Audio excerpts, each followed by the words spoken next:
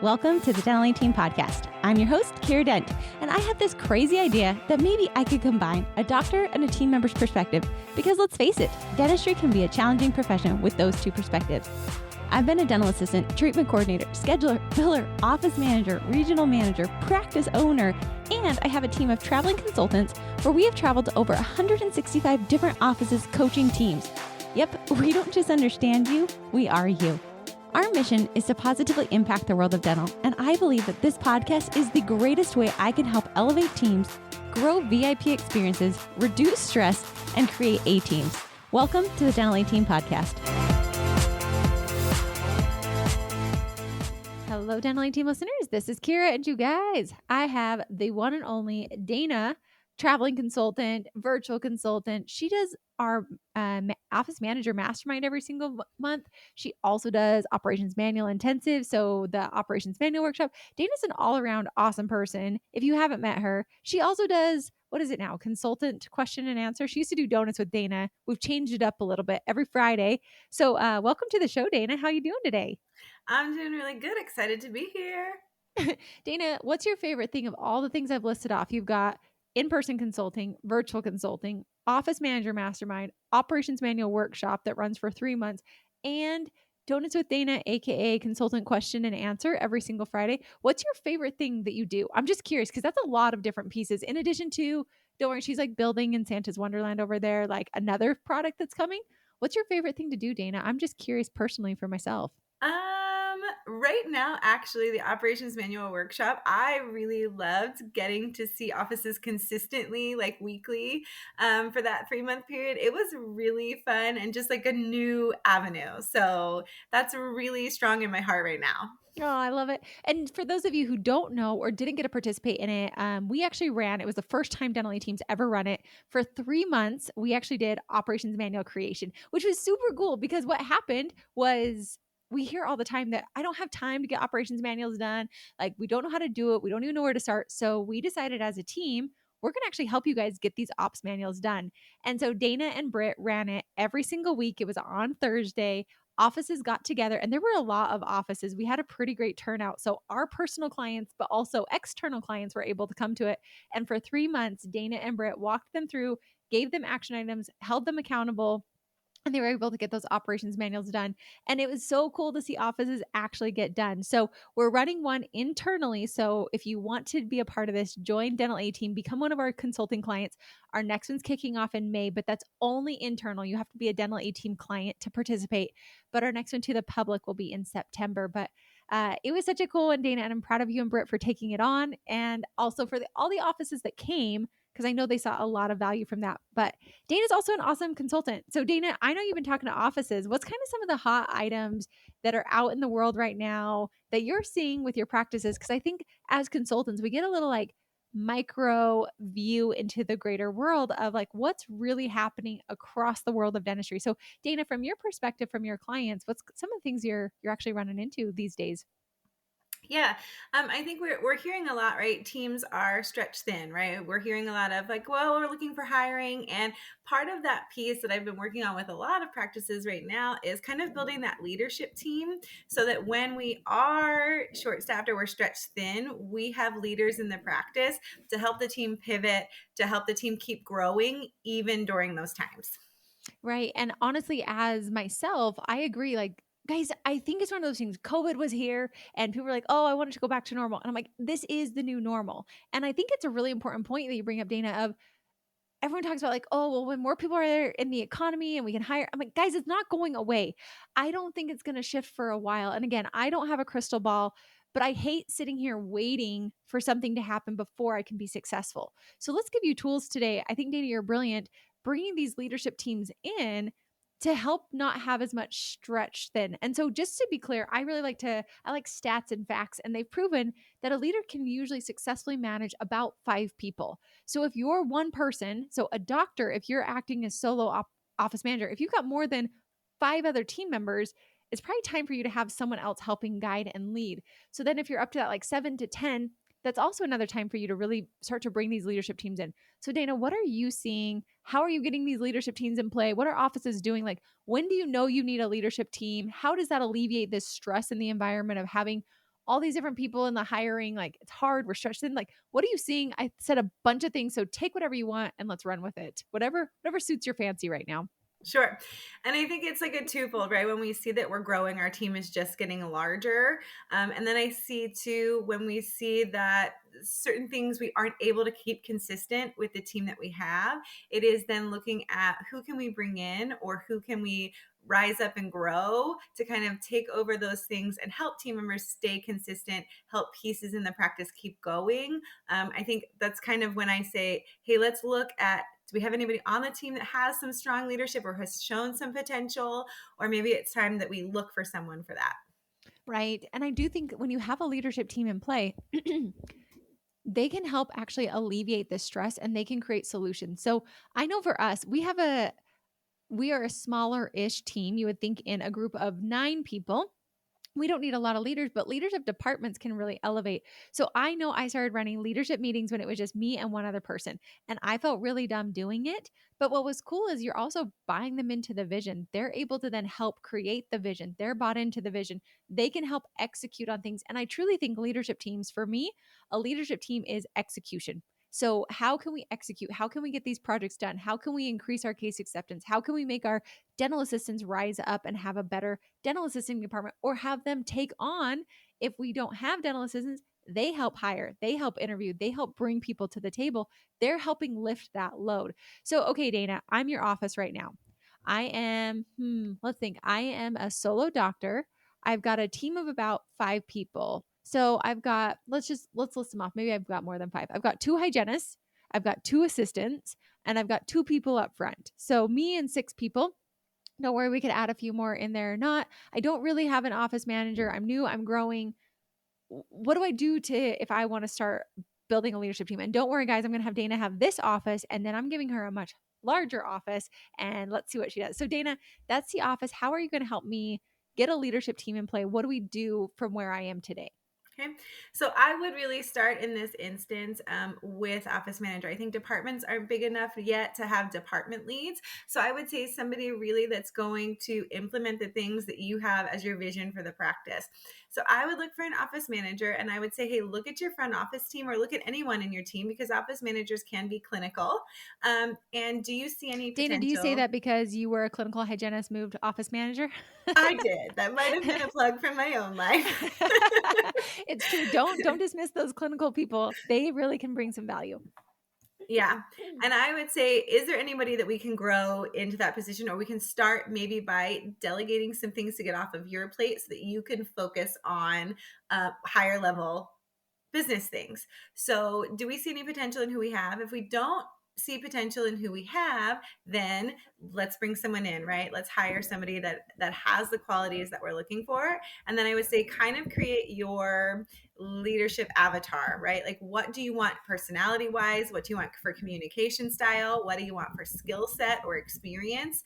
And then really be thinking about what that person would do in your practice. So what would they take off of you? What would they maybe take from clinical team? How would they oversee front?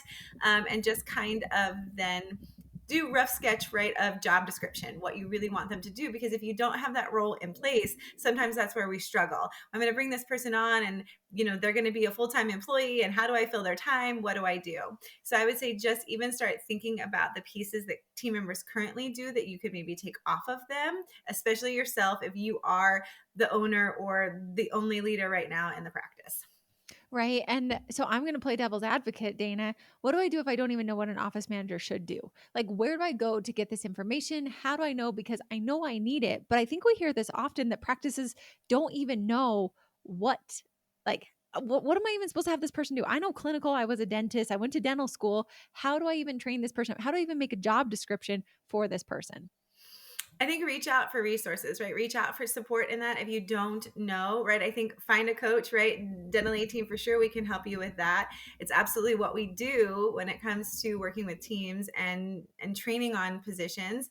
And then I think to use your resources around you. If you have a dental community, like even asking them, right? Asking if you have friends that, have office managers, like where did you start with them? What did you have them do? I think just using the resources around you to kind of get those foundational pieces. I agree. And Dana, I do think this is a plug for Dental A Team without intentionally doing it. But I always feel my time is very valuable as an owner. So if I'm the doctor in this situation, what's your time best spent doing? Is it building out this off like this manual and trying to train up an office manager when you don't really know how to do it? Or is your time better spent drilling and filling teeth that somebody else can't do? Us as coaches, literally we're office managers. So why not have the best people who been there, done that, train your team up for you so you don't have to be there. Now, I say there is a catch in there, and I'm going to put a massive asterisk on that. I don't feel you can delegate or abdicate needing to know what this position needs to do. So, yes, use the resources. We have online, Dentally Team literally has an office manager online course that will teach someone off the streets how to become an office manager or elevate someone within the practice how to become an office manager. If they don't have dental, we have a dental, like everything dental in our dental assisting course. And so they can learn all the like what is a crown, what are teeth numbers, all of that we've built in there for them. But you as a doctor and as an owner, I feel it is your reality and your responsibility to learn the position so that way you can support them as well. So even if you hire us, I recommend doctors who are bringing in an office manager hire a coach. Like we interview with you to make sure that this person is a great office manager. It's just like right now, guys, I am not good at marketing. I do not know how to hire a marketer. So I hired a fractional marketing company and they are literally helping me interview and figure out who I need to hire, how I can write those ads. And then they're interviewing them with me to make sure that this person really is a great fit because I don't know marketing. So if you're this doctor and you don't know office management, hire someone to partner with you, which is why I like what Dental Team does. It's not cookie cutter. It's literally you need help with an office manager. Dana is your consultant, is going to help you write the ad. Then when you've got people coming through, we're going to assess the interview with you and say, yeah, we think they're awesome. Or, hey, they lack in these areas. Could we outsource that? Could we bring in other people? But agreed with this leadership piece, when you get that many people and doctors, you're busy. So that would be a manager of 5 people not working full time doing dentistry. A manager usually of 5 people is able to manage. Yes, they can take on other tasks, but they're not doing full time dentistry. So you doctor, don't think you're an awesome office manager when you're busy all the time and not able to answer questions, not able to find the resources, not able to help them out. That's where bottlenecks happen. And so if you're bottlenecking, if your company's not moving forward, you need to bring in another leader to ensure that the practice can move forward, the patient experience can be there. So agreed, hire a coach, ask for something and look to and ask yourself, where is your time and skills best utilized? A great book plug I'll put out there is Who, Not How. And I think we often don't think of like who could train this office manager and do really well, who could train my hygiene lead, who could train these people. So it's not me, like, how can I do this? It's who could I hire to do this? And I will say, Dental Team are definitely the experts of team training and team elevation and building these leadership teams. And then we always refer back to. So that's our one example. That's how we're going to do it. Dana's going to help hire. We're going to have a coach. We're going to get this person trained up and then give them the expectations of your vision. It's crazy. Like I have had right hand people grow our business when I didn't think that they were capable of doing it. So you do not have to hire someone within dental. I think truthfully though, if you're in a small practice where you have those fewer team members, hiring someone with dental experience is super critical and valuable. Dana, do you agree? Like, do you think smaller practices can hire someone outside of dental, or do you think it's better to hire within dental if we can? I think when we're really small, it is helpful to hire within dental when we can, just because we don't always have the resources that larger offices have as far as getting them trained in the dental pieces. And there's also, in my opinion, a lot of things that doctors don't know. So I'm like, if you have an office manager who knows the billing, knows how to close cases, knows how to run a team, knows how to hire, knows at least an idea about HR, that's a lot of stress off of you. But doctors do not abdicate that responsibility. You still need to look through the billing. You still need to make sure things are going well because at the end of the day, you are the owner. So, okay, Dana, next one, we're going to shift to a different leadership team. Large practice. We've got let's say we've got a team of 5 hygienists, we've got 3 doctors in the practice, we've got a pretty solid front office team, we have an office manager that's trying to serve all these team members. How do we build this entire leadership team? Like, what does that leadership team structure look like? Sure. If we already have an office manager in place and they're now looking for people to lean on to help guide the rest of the practice, I would say now it's time to look for department leads. So we've got 5 hygienists, right? Let's find a really strong hygienist with some leadership potential, lead hygiene, and then also assistant team, right? Have Mhm. someone lead the assistant team. And you can even have like a clinical lead or clinical coordinator that's one of the doctors as well. But I'd say just making sure that we've got a lead in each department then will help us not one have our office manager feel like she's stretched so thin, but also then having that team member that the other team members can go to, and it's not everything is always being taken to owner, doctor, office manager. For sure. And I think when you guys start to roll this out, having clear org charts and job duties. Now it gets weird because we haven't done it. It's also weird to elevate within, to be a like equal. We're all hygienists, and then all of a sudden this person is now the lead hygienist. And there's some different ways you can do that. I think sometimes appointing someone. I think other times offices will do a survey and see who do they think would be the best leader of that department. So that way it's a group effort. I've had some offices when doing that, they've like campaigned because they want to be that position.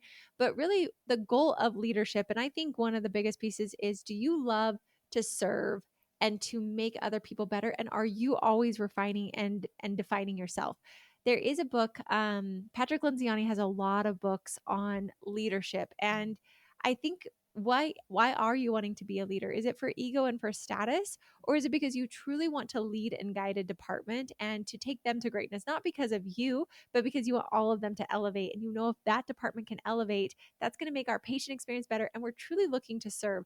I think leaders really need to check themselves of, why are they doing this? Do they want the title? Do they want the status? Because that's not going to be a great leader in your practice, and you don't want that. That's an egotistical.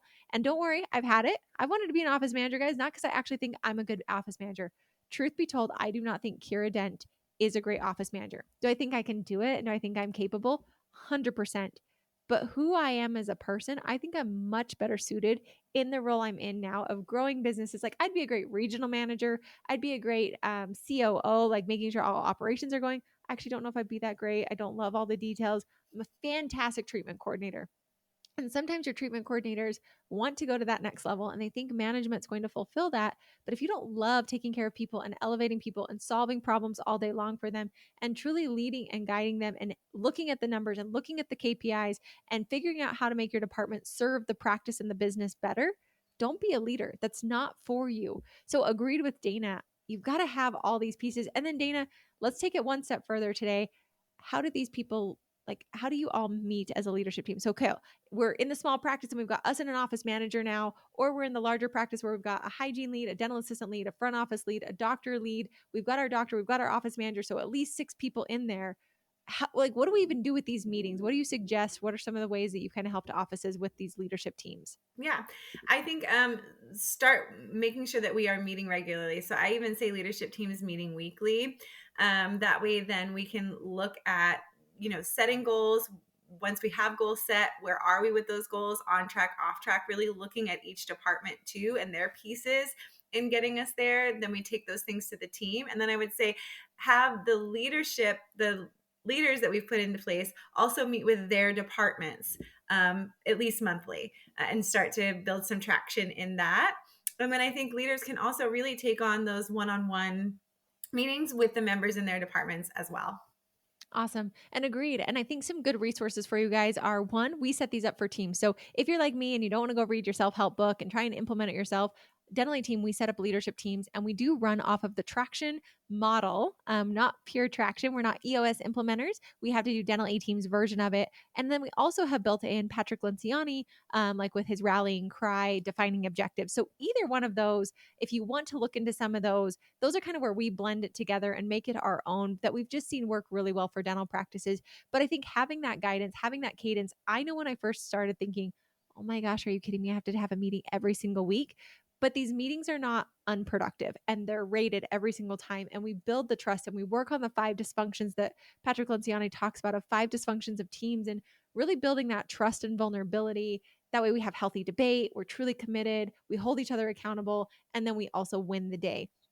So having that in play, I agree with Dana. I think those pieces really can elevate. So Dana, I'm just curious, like, let's give them the beautiful piece of, like, okay, it looks like there might be a mountain ahead of us of, like, I've got to go find these people. I've got to elevate these people. I've got to hold these meetings.